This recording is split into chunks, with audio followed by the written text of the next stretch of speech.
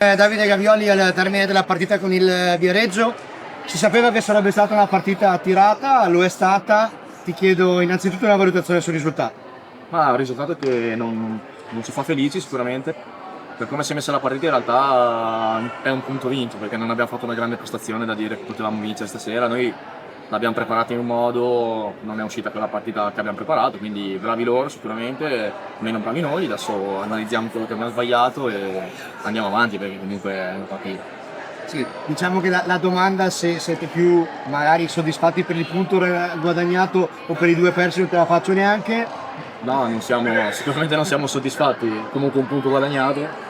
Comunque loro sono dei cugini in classifica, quindi era comunque anche una diretta concorrente, sicuramente almeno per la capitale, per il campionato.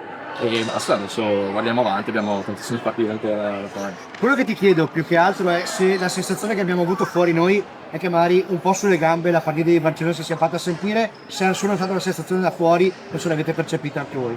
No, beh, volenti o nolenti sicuramente sì. Cioè, noi non ci sentiamo stanchi. Secondo me comunque è proprio stata una partita che è nata e cresciuta storta, è nata storta tutto il tempo, non siamo riusciti a sbloccarla, con tante occasioni che abbiamo avuto, tanti episodi che sono girati dalla parte sbagliata. Loro sono stati molto bravi, stanno in partita, a differenza di tante altre squadre, sono stati molto ordinati, molto compatti, hanno sempre giocato a un ritmo comunque al loro ritmo, hanno fatto la loro partita, quindi ci hanno messo sicuramente in difficoltà sotto l'aspetto tattico, bravi loro.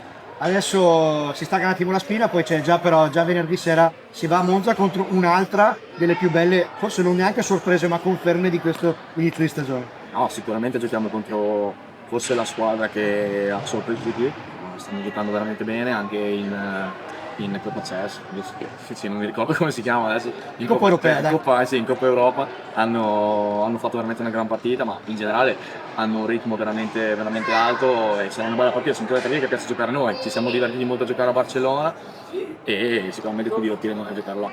Ringraziamo Davide Gavioli, in bocca al lupo a Trissimo.